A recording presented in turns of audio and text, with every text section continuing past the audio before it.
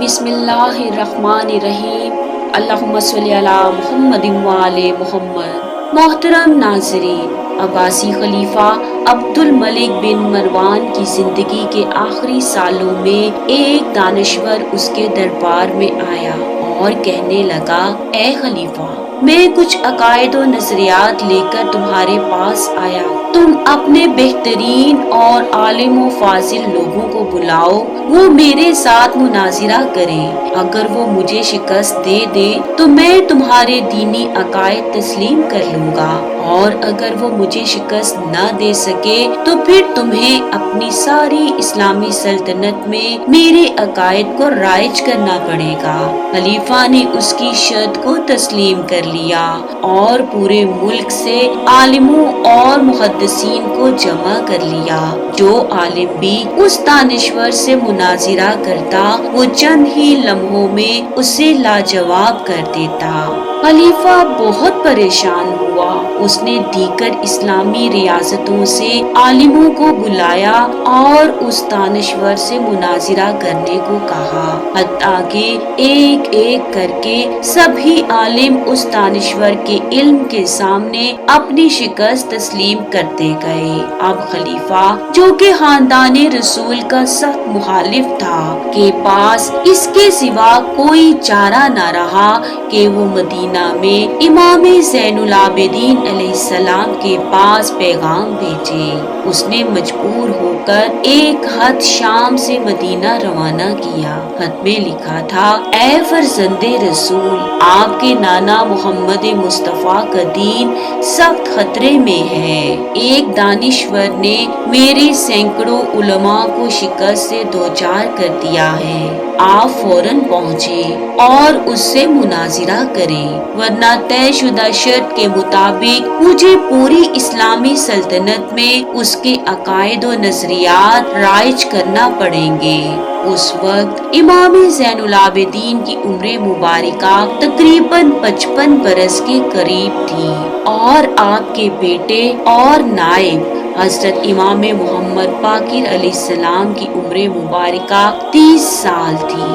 امام زین العابدین خلیفہ کے بلانے پر نہ تو خود گئے اور نہ ہی اپنے بیٹے امام محمد باقر کو بھیجا، بلکہ آپ نے ایک بہت عجیب کام کیا کہ امام محمد باقر کے صاحبزادے اور اپنے پوتے امام جعفر صادق علیہ السلام، جن کی عمر مبارکہ اس وقت صرف 4 سال تھی، ان کو خلیفہ کے دربار میں اس دانشور سے مناظرہ کرنے کے لیے اپنے ایک غلام کے ساتھ شام روانہ کر دیا۔ ناظرین، مناظرے کا نتیجہ جاننے سے پہلے ضروری ہے کہ اس 4 سالہ بچے کا تعارف جانا جائے کہ یہ کون ہے۔ تاریخ اسلام کی یہ بے مثال شخصیت فرزند رسول خدا جعفر بن محمد ہیں، جو کہ امام جعفر صادق علیہ السلام کے نام سے مشہور و معروف ہیں۔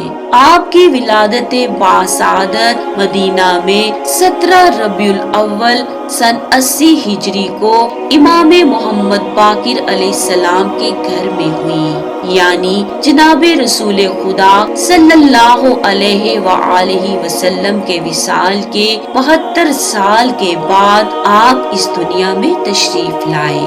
آپ کا دور امامت 35 سالوں پر محیط ہے۔ تاریخ عالم نے اس دور میں امام جعفر صادق جیسا صاحب علم و فضل اور کوئی نہیں دیکھا۔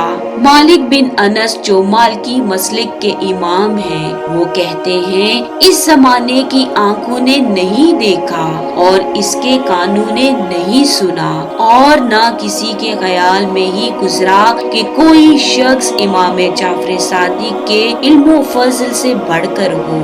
اسی طرح 5ویں ہجری کے بہت بڑے عالم محمد شہرستانی اپنی مشہور زمانہ کتاب الملل والنحل میں امام جعفر کا تذکرہ کرتے ہوئے لکھتے ہیں، آپ کا علم ٹھاٹھے مارتا ہوا سمندر تھا۔ آپ حکمت و ادب میں کامل ترین تھے۔ آپ سرزمین مدینہ میں رہ کر علم کی خیرات تقسیم کرتے تھے۔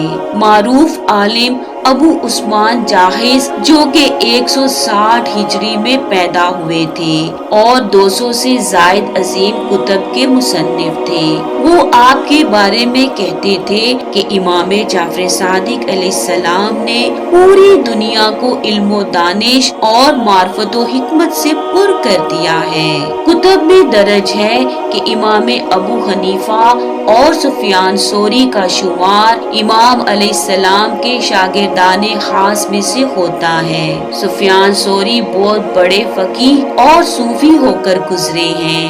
ابو حنیفہ جو کہ حنفی مسلک کے بانی و امام ہیں، خود کہتے ہیں اگر میری زندگی میں وہ 2 سال جو کہ میں نے امام جعفر صادق کی شاگردی میں گزارے ہیں نہ ہوتے تو نعمان یعنی میں ہلاک ہو جاتا۔ 4000 سے زیادہ عظیم ترین افراد اور ہستیاں آپ کے شاگردوں میں تھیں، جن کی فہرست باقاعدہ موجود ہے۔ آپ کے شاگردوں میں ممتاز و مشہور شخصیتیں امام اعظم ابو حنیفہ، جابر بن حیان، سفیان ثوری، ثابت بن دینار اور حضرت مالک بن انس وغیرہ شامل ہیں۔ اس زمانے میں امام صادق کے متعلق لکھی گئی کتابوں کی تعداد 800 تک بتائی جاتی ہے۔ اگر آج کے عہد تک آپ کی شخصیت پر لکھی جانے والی کتابوں کو شمار کرنے کی کوشش کی جائے تو یہ تعداد بلا شبہ لاکھوں سے بھی